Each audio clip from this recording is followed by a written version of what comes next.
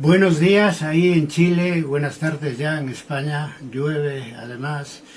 Yo hablo desde Santiago de Compostela, Galicia, que como sabéis, tiene fama de llover quizás demasiado. Estamos ya acostumbrados, ¿no? Bien, primero agradecer a Jorge Retamal y a la Fundación Falla la invitación para dar esta conferencia y con la que pienso, creo, espero contribuir a que tengamos unas relaciones más estrechas, las historiografías críticas de España y Chile. En una conferencia reciente con el Perú, titulada 2024, Historia y Prospectiva, analizábamos el auge del ultraderechismo en el mundo como un proceso inacabado, que tiene una particular importancia histórica porque han accedido al gobierno en diversos países de América y de Europa. Bien es cierto que esto se trata de un proceso que después se ha revertido, ¿no? Pero con el peligro siempre de que vuelvan los ultras al gobierno, ¿no? Incluso en Francia, ¿no? Donde no hace mucho consiguieron frenar, aplicando el cordón sanitario, el acceso al gobierno de la extrema derecha, de Marine Le Pen, ¿no? Pero que, sin embargo, con la rotura del Frente Republicano, las posibilidades de que la extrema derecha gane las elecciones en el año 2027 son evidentes.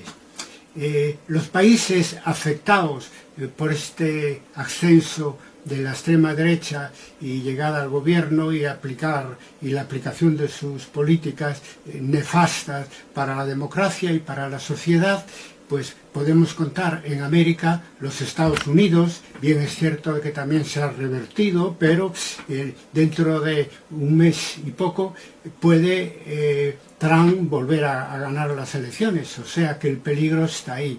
También tuvimos la extrema derecha en el Brasil, revertido, a ver qué pasa en el futuro, y últimamente ya en Argentina con Milei, ¿no?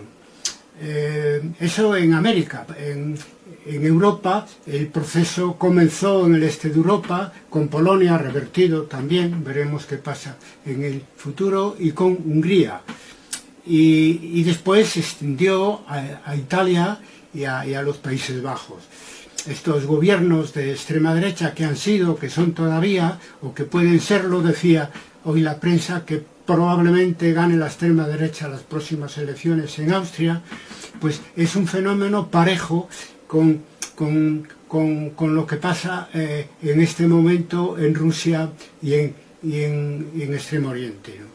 Es decir, el estado autoritario de Putin está llevando a cabo una guerra de ocupación en Ucrania, como sabemos, y el gobierno de ultraderecha en Israel, lo mismo en Gaza y en Líbano, ¿no? En Gaza, como sabemos, con todo lo que supone de catástrofe para la población civil.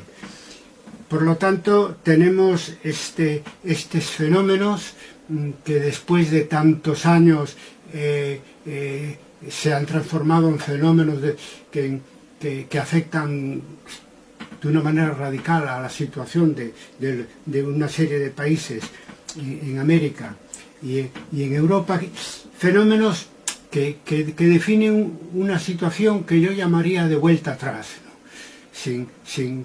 Sin duda alguna. Es decir, volvemos a los años 30, a los años 40, a las dictaduras de los años 70 y 80.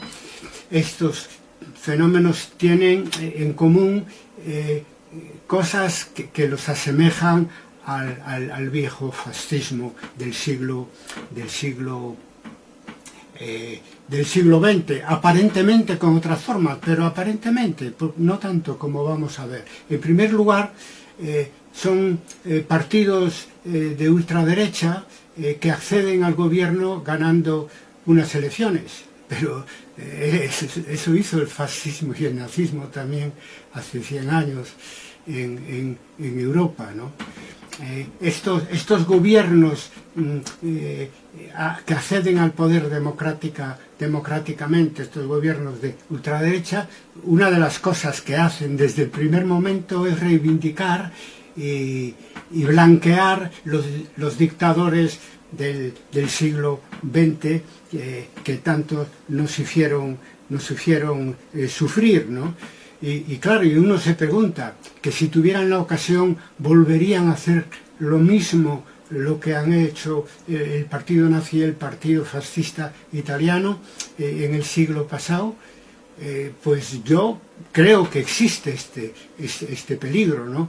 Bueno, Benito Mussolini ganó las elecciones en Italia en el año 1924 y no hubo más elecciones hasta después de la Segunda Guerra Mundial en Italia.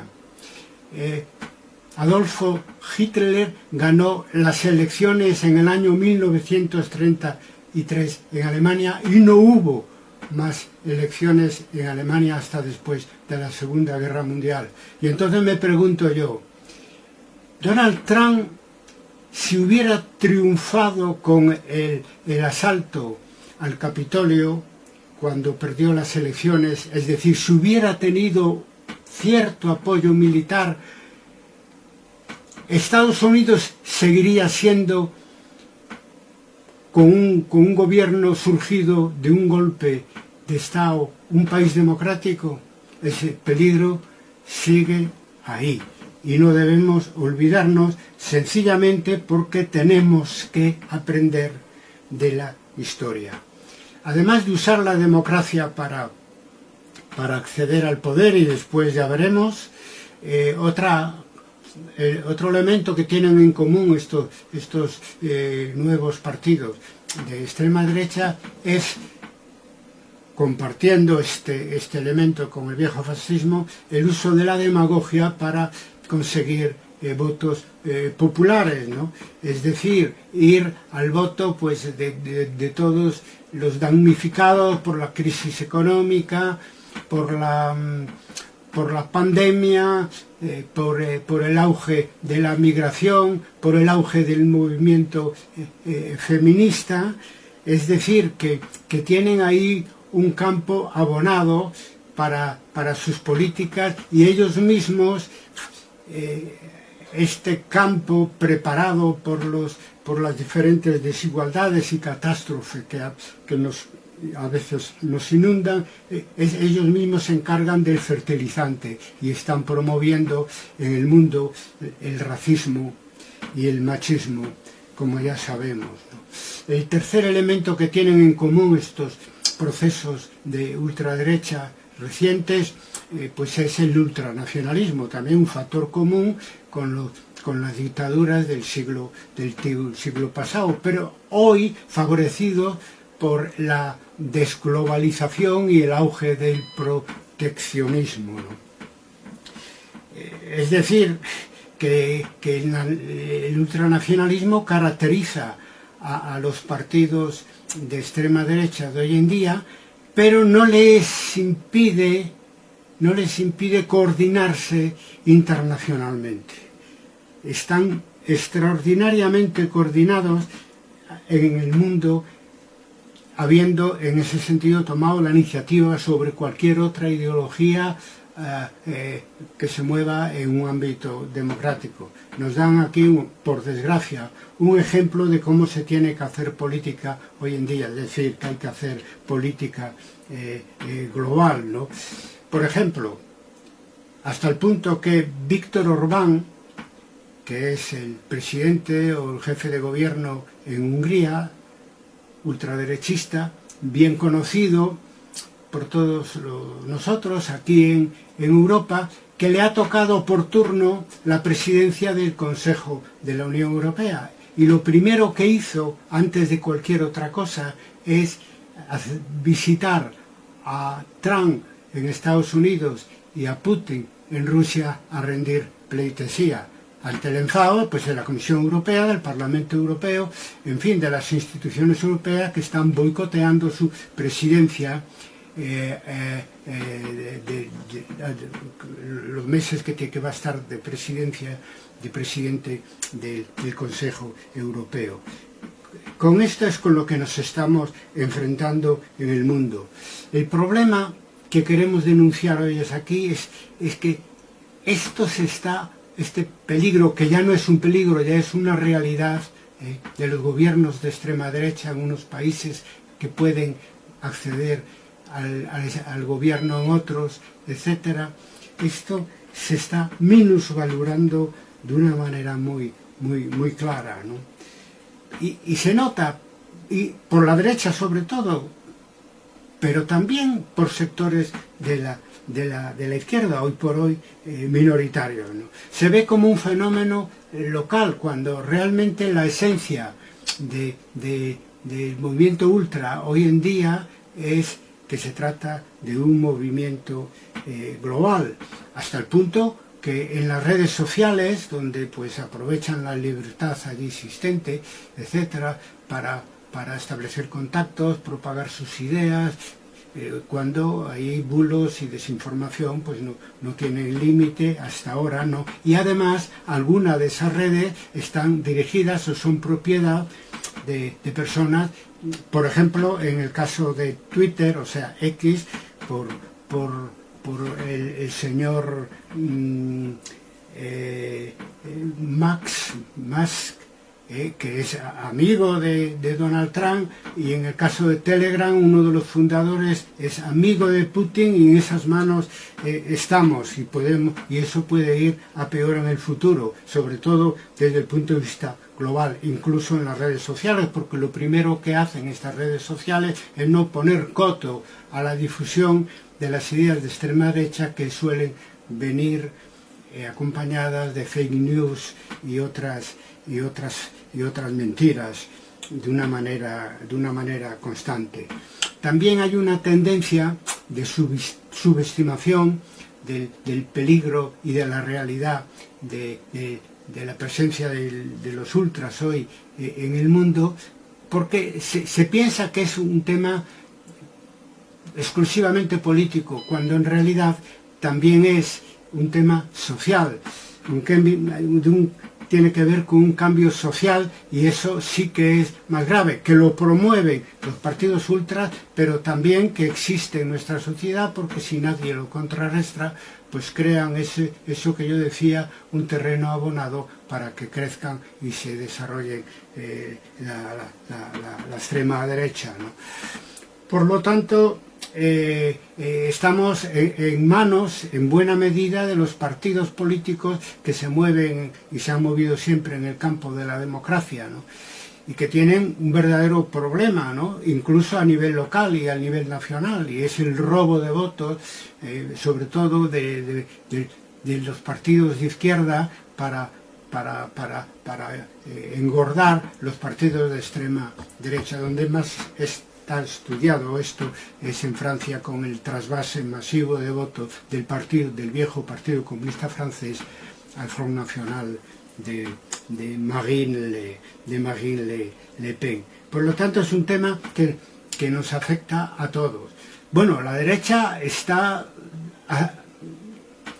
acercándose a la extrema derecha, ¿no? Para poder gobernar juntos, para evitar que le siga robando votos a la derecha tradicional, y son en gran medida cómplices en esos países donde hay gobiernos ultra. Por ejemplo, en los Países Bajos son ellos, los partidos de derecha tradicional, los que le han dado acceso al gobierno a la extrema derecha allí local, ¿no?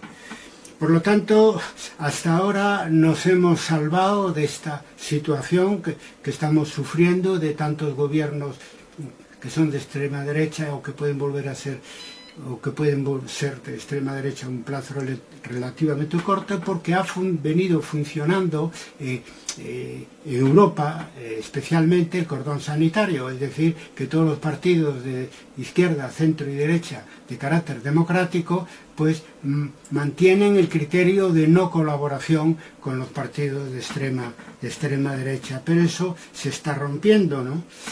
En Francia, que ha dado muy buen resultado en las elecciones últimas, el cordón sanitario, sin embargo, el Frente Republicano rompió internamente y el actual gobierno nombrado por Macron, que es el gobierno más derechista que ha tenido Francia desde hace 15 años o así, pues está buscando el apoyo del Front National, es decir, de la extrema derecha, para sobrevivir. Y si rompe el cordón sanitario en Francia, pues ya podemos preocuparnos todos, ¿no? Porque la derecha francesa estuvo en la resistencia contra la ocupación nazi y a través del general de Gaulle pues ha mantenido siempre un criterio antifascista a lo largo de los años. Si ahora eso se rompe y se está rompiendo, pues ya tenemos que preocuparnos cara al futuro. Y en la propia Unión Europea,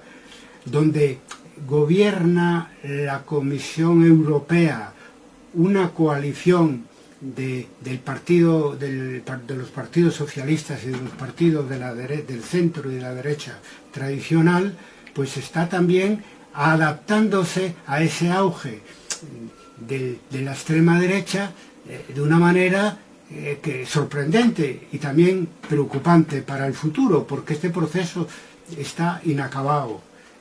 Y me refiero a cómo Ursula von der Leyen pues le ha dado pues una cancha, diríamos aquí en España, a Meloni, sorprendente, ¿no? Meloni, que está poniendo en práctica esa idea de aparentar democracia cuando en esencia se trata de partidos de origen fascista, ¿no? Un colega nuestro, Luciano, lo tengo por aquí apuntado, de historia antigua, planteó públicamente de que en esencia, en la alma, en su fuero interno, Meloni es fascista. Bueno, y con datos canfora, y con datos objetivos, porque ella se inició en la actividad política en el MSI, que es el partido heredero del partido de Mussolini, y ella se ha enfadado todo porque, bueno, está simulando ser un partido democrático. En la Unión Europea pues mantiene una buena relación con la actual presidenta de la Unión Europea, etcétera. Y la presidenta de Italia, Meloni, interpuso una denuncia judicial contra nuestro colega Luciano Canfora, etcétera, que nos ha dejado atónitos a todos. Desde aquí enviamos nuestra solidaridad por decir la verdad, es decir, que es de extrema derecha, y que entre la extrema derecha actual y el fascismo del siglo XX hay diferencias menores, y en el caso de Meloni menos, porque su origen es el que es y no lo ha desmentido nunca. Ahora, hace poco, han celebrado los fascistas que actúan como tales en Italia la marcha sobre Roma de Mussolini y las camisas pardas, y ella ha dicho, bueno, yo con eso no quiero saber nada. Sí, pero eso por razones de táctica política, y no se puede decir que es fascista o que es de extrema derecha porque te lleva al juzgado. Por lo tanto, la colaboración de la Comisión Europea con el gobierno de Italia presidido por Meloni pues también es una mala noticia, porque si hasta ahora no ha avanzado más en otros momentos los movimientos de extrema derecha, es porque todos los partidos progresistas o no progresistas, simplemente democráticos, nos unimos para que eso no fuera así.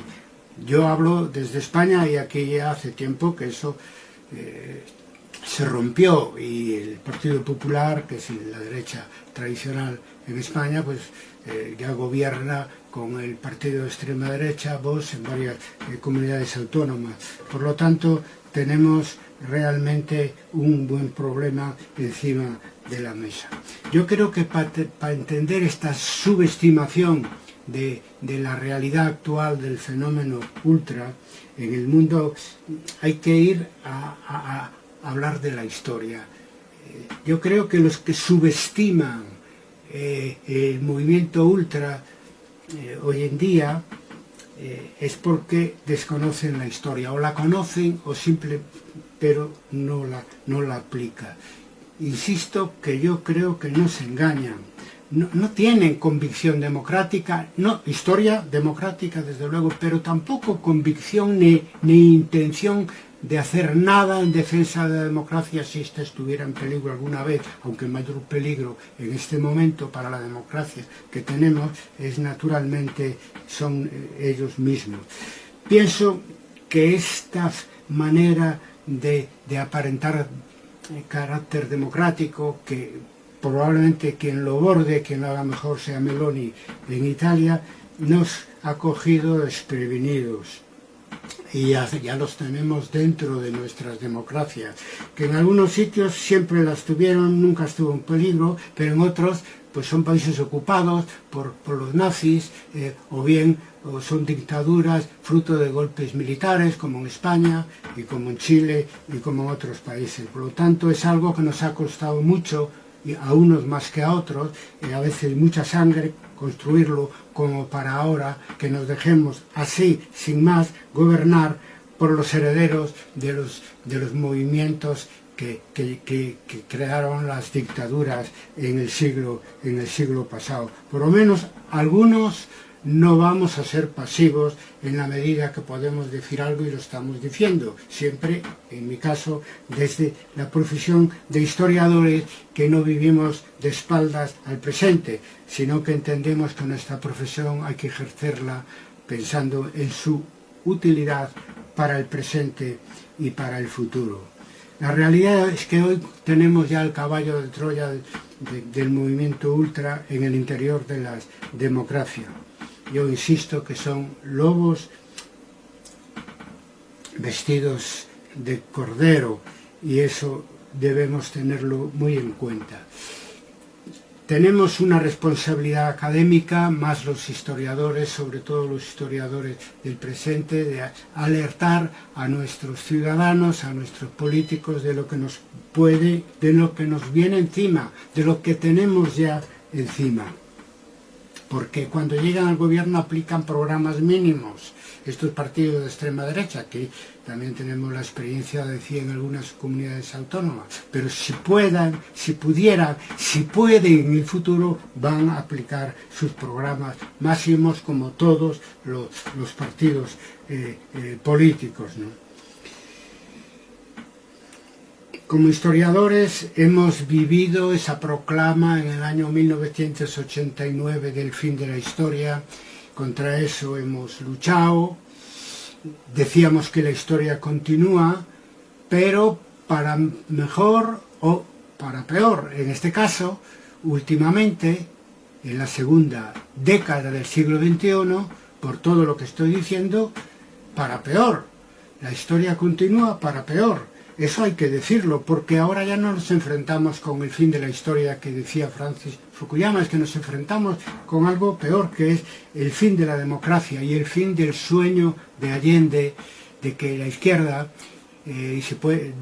pueda acceder al gobierno por la vía democrática. Eso que le costó la vida a Salvador Allende, sin embargo, en los últimos años es una realidad en América Latina, desde Chávez hasta Boric, ¿no? Entonces la izquierda hoy puede acceder a los gobiernos y puede hacer desde el gobierno políticas de izquierda, políticas sociales en mayor o menor medida, ¿no? Pero claro, eso si la democracia se acaba, se va a acabar para eso también, ¿no? Para que el sueño de Allende vuelva a ser eso un sueño o una pesadilla, si acceden los ultras que mataron a Allende al poder hoy en día. Sus herederos, naturalmente, no son exactamente los mismos. Hoy nos hemos quejado en las ciencias sociales, también entre los historiadores, que nadie previó la caída del muro de Berlín, con alguna excepción. Hoy podemos decir que casi nadie está previendo el auge del nuevo fascismo y sus consecuencias en la gobernanza a nivel nacional y, si esto sigue así, incluso a nivel global hoy en día. Por lo tanto, tenemos un buen problema. ¿Qué podemos hacer? Decía un filósofo ruso de principios del siglo XX. ¿Qué hacer? Bueno, yo decir que hablo desde España, ¿no? En España, afortunadamente, vamos a contracorriente. Desde el año 20 tenemos el primer gobierno de coalición de izquierdas desde la Segunda República. Y por lo tanto, lo que voy a decir sobre las medidas que, en mi opinión, y en la de muchos, porque no hago más que, claro, aquí resumir lecturas y reflexiones que otros han tenido también, pues lo que podemos hacer hoy en día, en buena medida, lo estamos practicando en cierto grado, ya en España en estos últimos 4 años, a contracorriente de lo que pasa en Europa y en otros países del mundo. Podemos ser los primeros en algo que otros seguirán después, o los últimos, eso veremos. Estamos trabajando naturalmente por la mejor opción. Lo primero que hay que hacer es políticas sociales para segar la hierba debajo de los pies a la extrema derecha, que se aprovecha de las dificultades de la gente corriente y le ofrece una solución salvadora sin que se den cuenta, o porque a lo mejor por falta de formación no entiendan, sin que se den cuenta de que la solución es mucho peor, ¿no?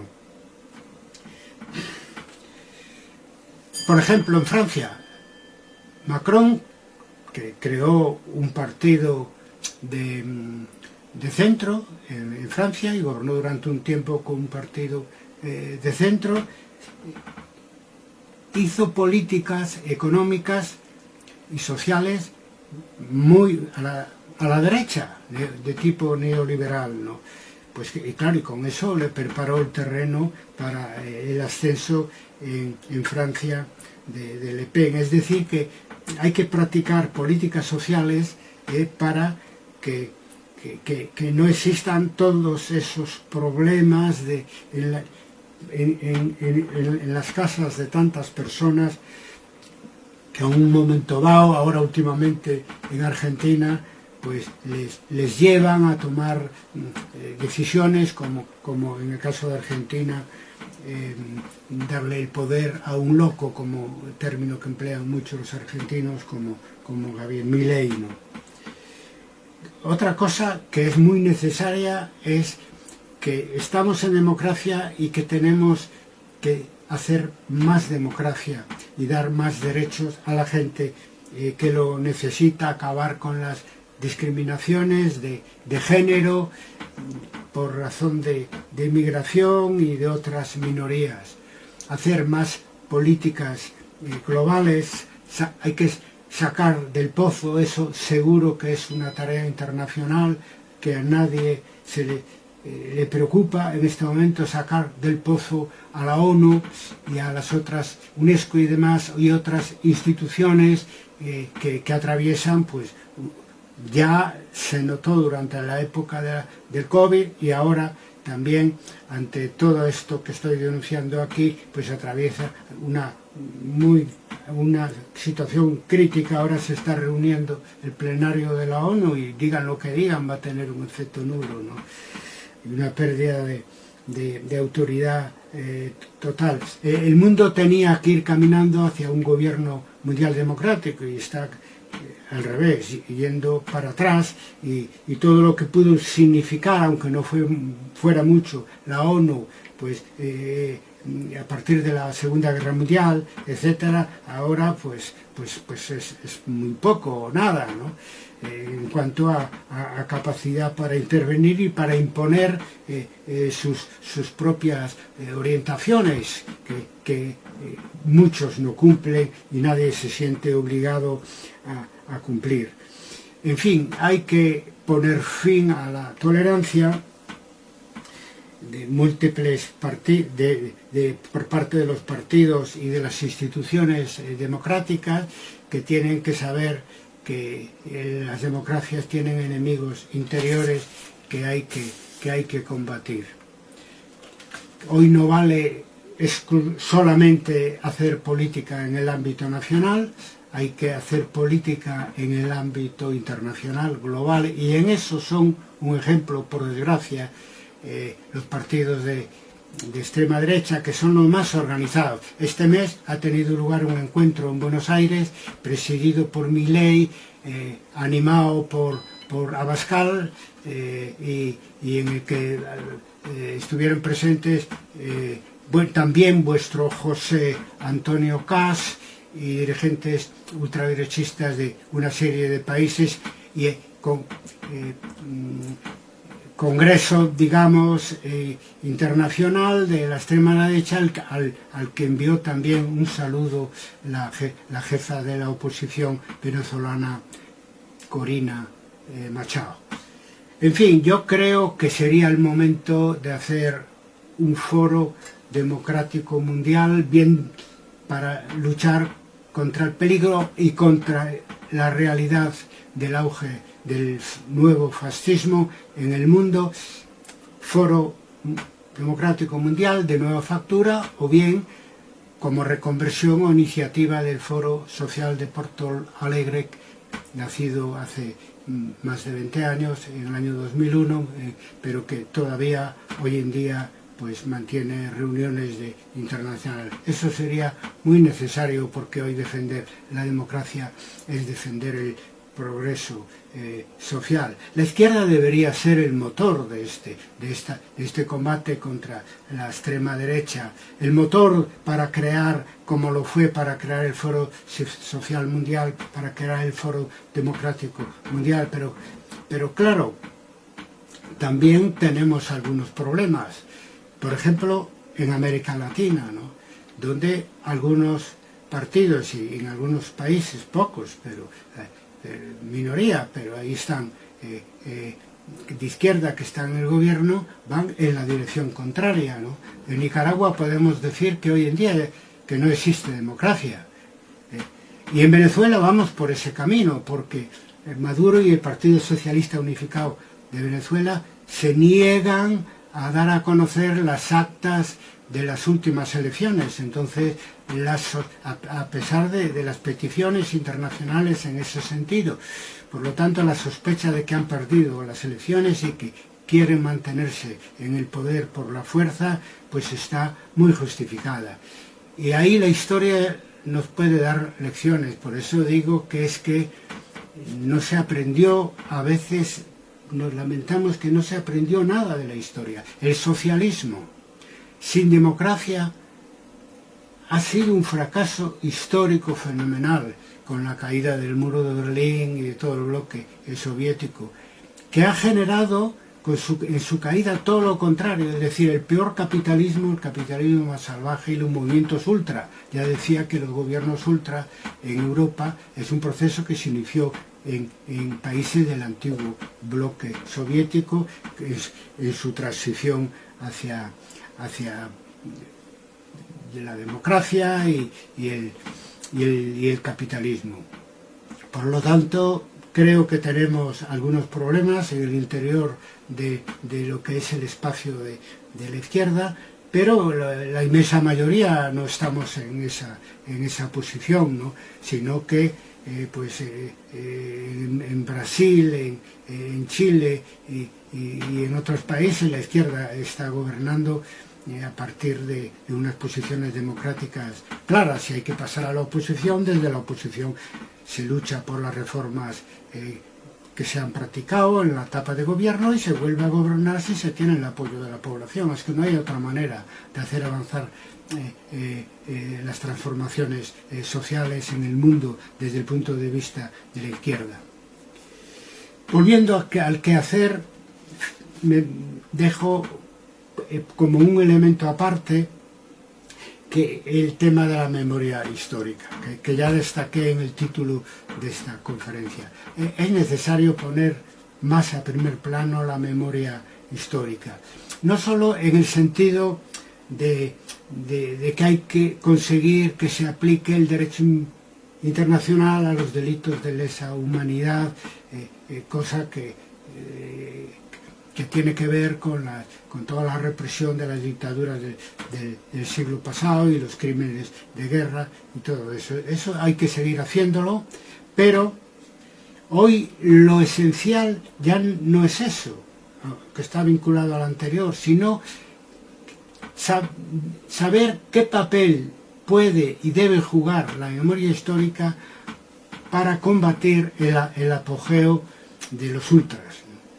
Eso es difícil, sobre todo difícil hacer desde la oposición, los países que los partidos progresistas están en la oposición, y también desde el gobierno, porque las derechas cierran filas, ¿no?, en cuanto a que no hay que remover el pasado, etcétera, para que se olvide lo que fue el fascismo del siglo XX, porque eso es una necesidad imperiosa para aparecer ahora con otras formas, pero en el fondo con las mismas ideas, y conseguir el voto popular, sobre todo el voto de la juventud. En derecho internacional, sobre las víctimas de las dictaduras y de las guerras, las víctimas civiles de las guerras, hay tres principios que hay que aplicar, dicen, ¿no? Ahora, ¿dónde se aplica? No.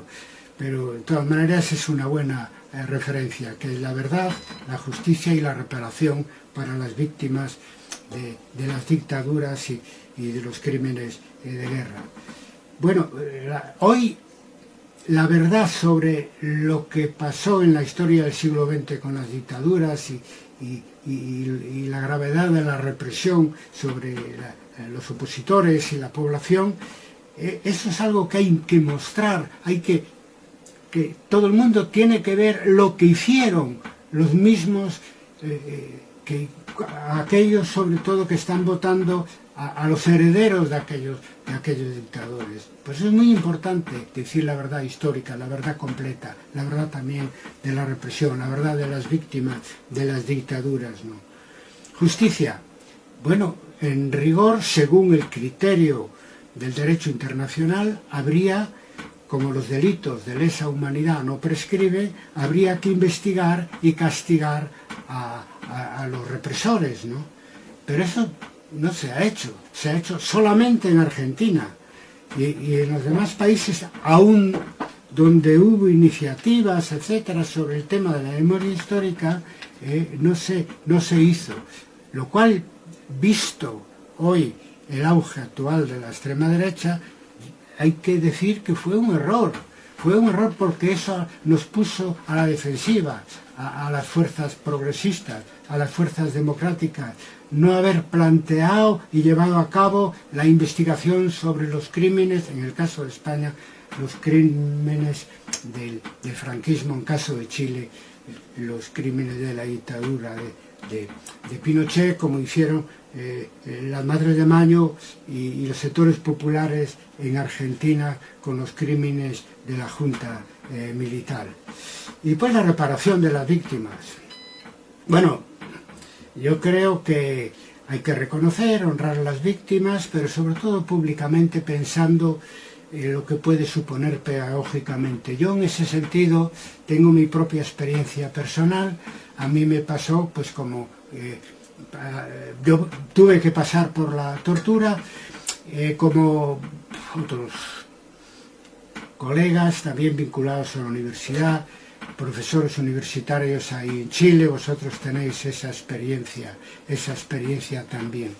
Yo soy profesor de Historia Medieval y mis compañeros de Historia Contemporánea me pidieron que diera una clase a los alumnos que teníamos ambos. Yo les explicaba historia medieval, ellos historia contemporánea, sobre mi experiencia durante el franquismo, no experiencia de lucha, que eso no les interesaba a lo mejor tanto, sino mi experiencia en las cárceles del franquismo.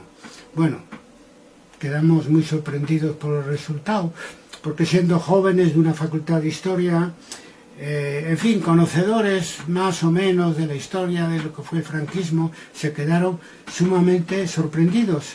Y solo el hecho de haber conocido un caso concreto, en este caso de la práctica de la tortura, que fue un elemento común de todas esas dictaduras, pues creo que, no sé si abrió muchas conciencias o no, pero os puedo decir que les obliga a pensar a los que no solo no condenan en España el franquismo, sino que lo ensalzan, como es el caso del partido Vox y de sectores del Partido Popular. Por lo tanto, es muy importante el tema de la reparación de las víctimas, y es algo que las víctimas no lo podemos hacer solos, porque para nosotros pues siempre es digamos, poco agradable recordar aquella época negra donde nos tocó jugar un papel alegre, que fue la lucha contra esas dictaduras, pero también sus consecuencias menos alegres para nosotros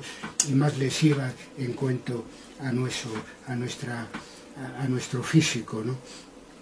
Entonces, en ese sentido, hay que avanzar mucho más y dar a conocer todo lo que han hecho en el siglo XX estos que son los padres de los ultraderechistas que tenemos hoy en día.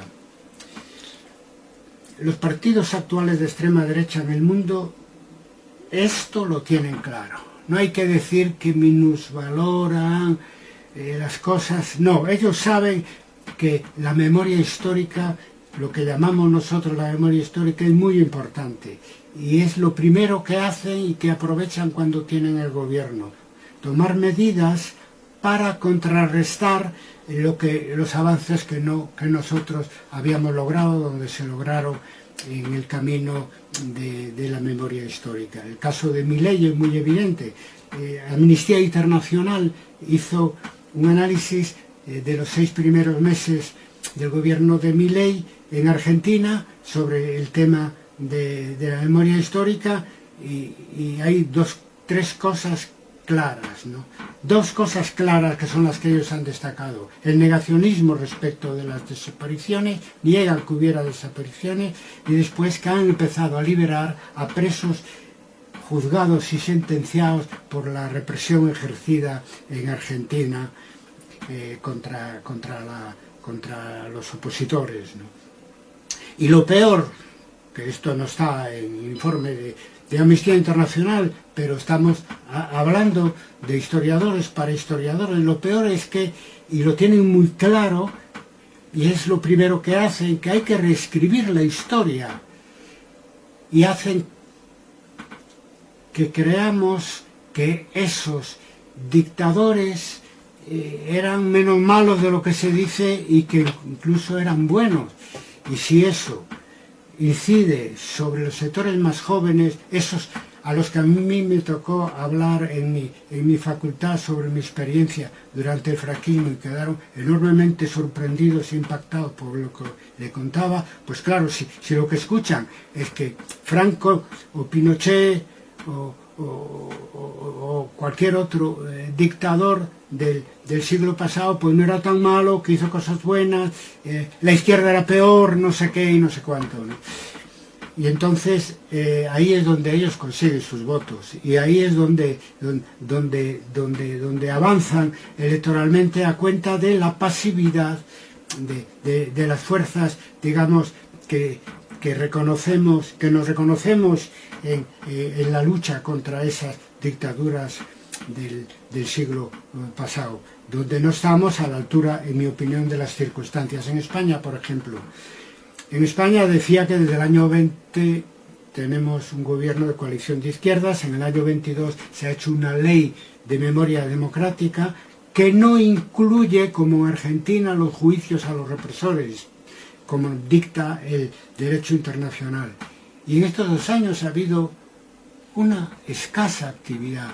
No, es un gobierno que trabaja y hace políticas sociales, políticas de derechos para las personas, muchos avances, está bien, pero en esto mantiene, digamos, un segundo plano, a pesar del ministro actual que lleva el tema, que tiene sí pues buena voluntad, pero se hace poco.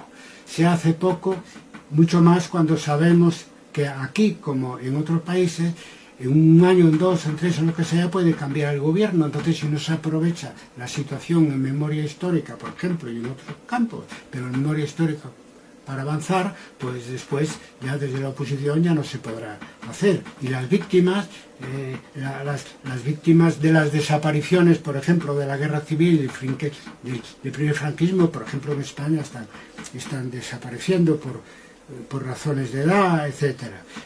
Entonces, se hace poco en España, eso es lo que hay que decir, y no se pone en el centro de la actividad política, sobre todo cuando tenemos un gobierno de coalición de izquierda.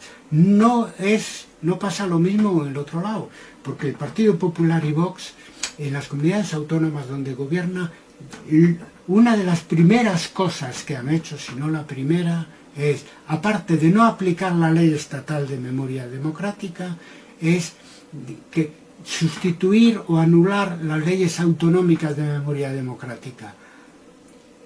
Por lo tanto, en ese sentido hay quien lo tiene claro y quien no lo tiene claro. Para nuestra desgracia, nosotros que somos, digamos, los que tenemos que conseguir que se habla de ese pasado ominoso para nuestro país, somos los que parece que no lo tenemos menos claro o no dedicamos a ello suficientes recursos para que vaya adelante la memoria histórica y que supere ese límite que nos hemos autoimpuesto contra la ONU y contra el derecho internacional de no juzgar a los represores, que del primer franquismo ya han desaparecido, pero del último franquismo no, están ahí y todavía pueden ser juzgados.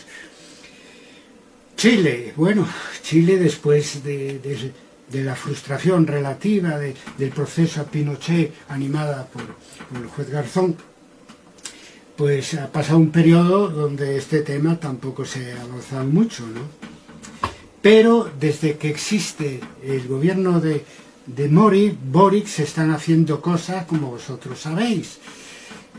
Un plan de búsqueda de los desaparecidos, se plantea dar a conocer los testimonios de torturadores, porque eso sí se ha conseguido recopilar, de los torturados, se ha conseguido recuperar los testimonios de torturados, incluso de los profesores universitarios, que en aquella época éramos estudiantes jóvenes y que también pasamos por ese trance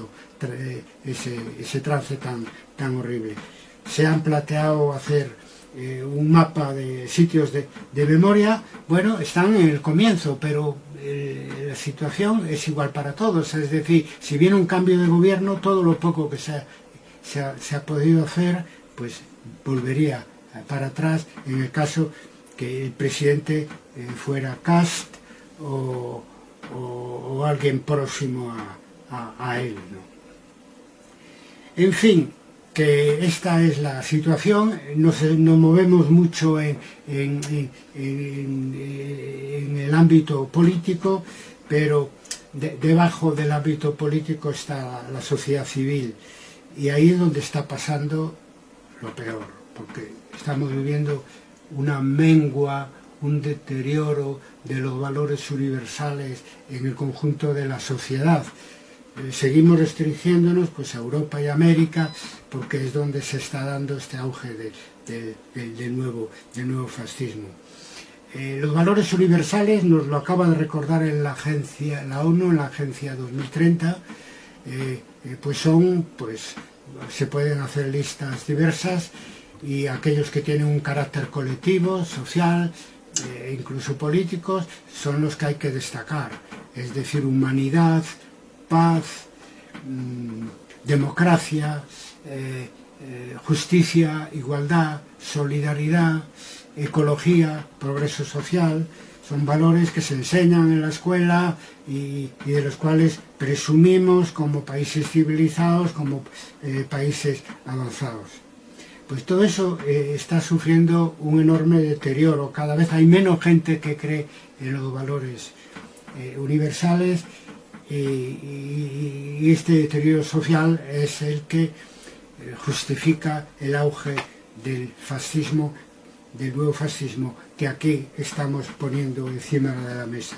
Eso está claro, es decir, el deterioro social de los valores universitarios es síntoma, causa y consecuencia del auge del ultranacionalismo y del nuevo fascismo.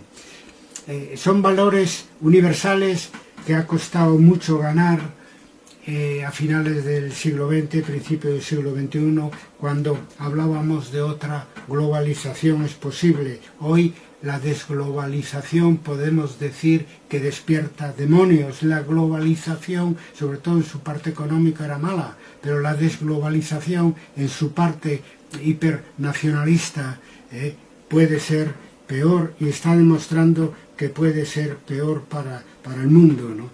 En fin. Conclusión, cada vez las creencias colectivas, que esos son los valores de carácter abierto, democrático, humanista, de progreso, todo esto cada vez están menos compartidas y son menos universales, ¿no?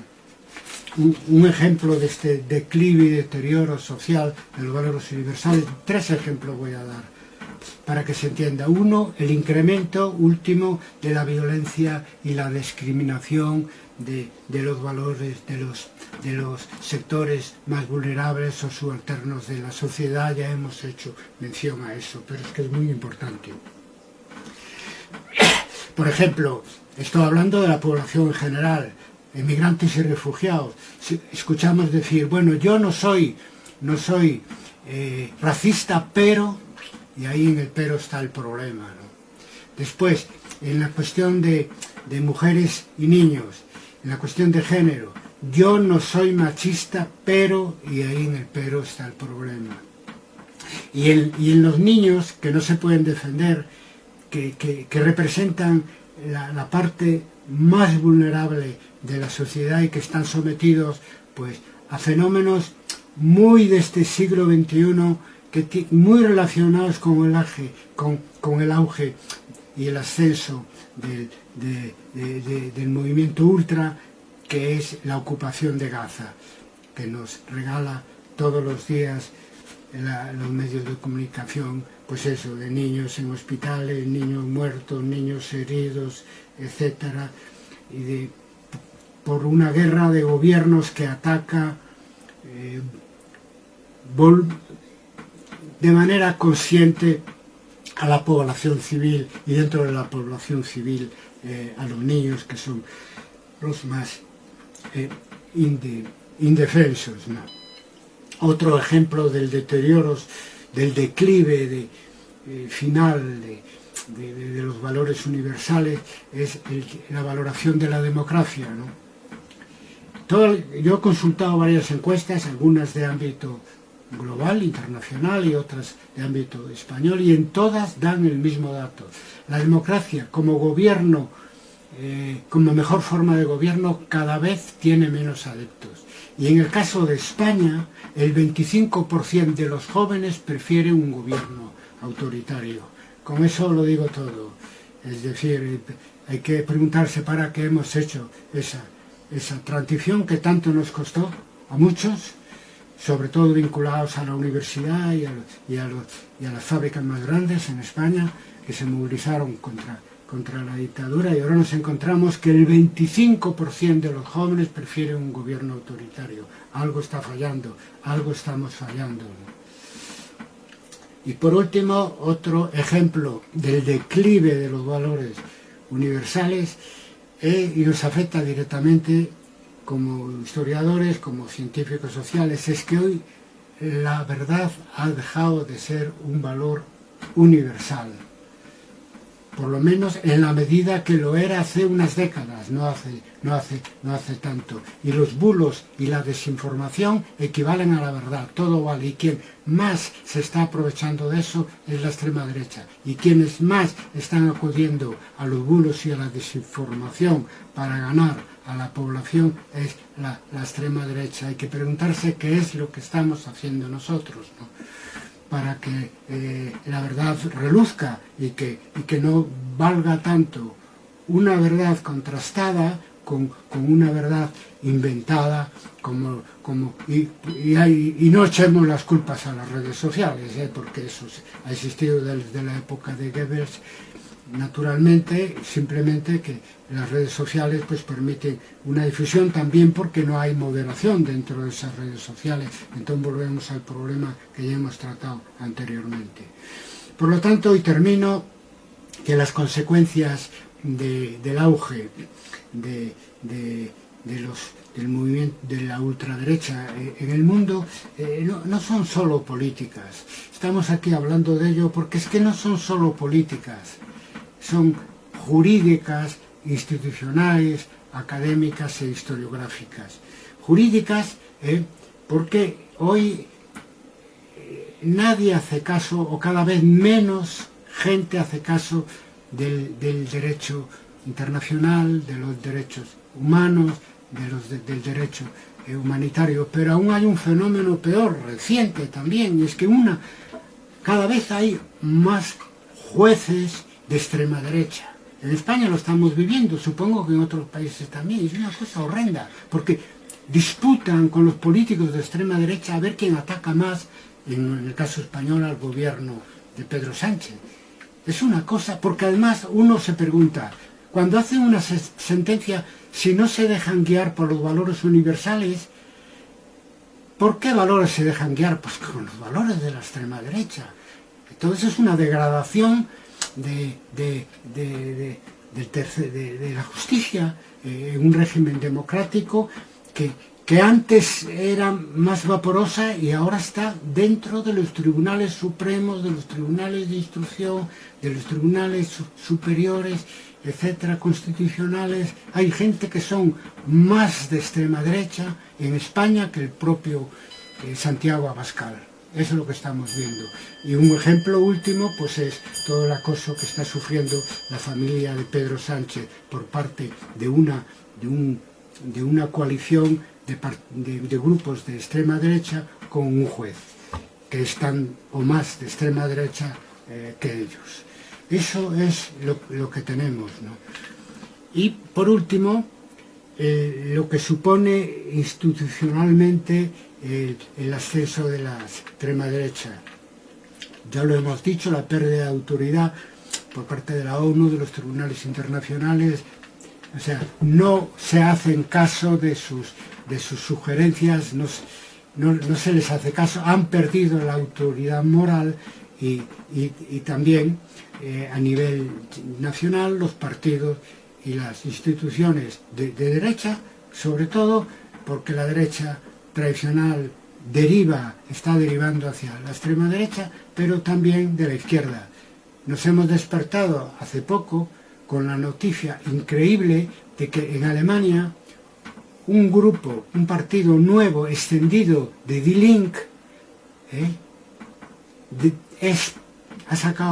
ha conseguido muchos votos, sacándoselos a la extrema derecha, desde posiciones pro-Putin y anti-inmigración.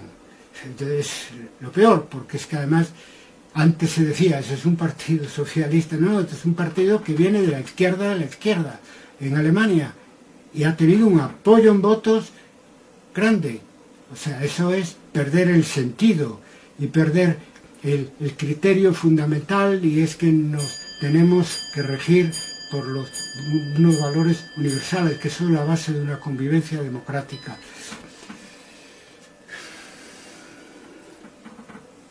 Y por último, ya pues, las consecuencias académicas. La educación pública me refiero, está en cuestión. En los países donde gobierna la ultraderecha se dispara la enseñanza privada y retrocede la enseñanza pública. Y eso desde la escuela primaria hasta la universidad, ¿no? Y claro, eso es fundamental porque la universidad, sin esos valores universales y de utilidad social, etcétera, no puede cumplir su función. E historiográficamente, el historiador que quiera vivir de cara con el tiempo presente, cualquiera que sea el periodo histórico que analicemos, que piensa que la historia tiene que ser útil para el tiempo presente y para ayudar a la sociedad a llegar a un futuro mejor, se encuentra que la verdad y el compromiso ético del historiador pues cada vez significa menos, porque cada vez son menos los que le importa la verdad y la ética, porque se siguen por el criterio de la extrema derecha. Todo lo cual, si nosotros no podemos cumplir nuestra función ética, nuestra función profesional de buscar la verdad en la historia, pues lo que se está es facilitando la manipulación de la historia y los peores fines para la historia. En fin, nada más, ánimo. El sol nace todos los días, somos más y tenemos memoria. ¡Viva la historia! ¡Viva Chile! Muchísimas gracias, Carlos. ¿Alguien tiene alguna pregunta? Queda abierto el micrófono para que puedan dialogar o conversar con Carlos.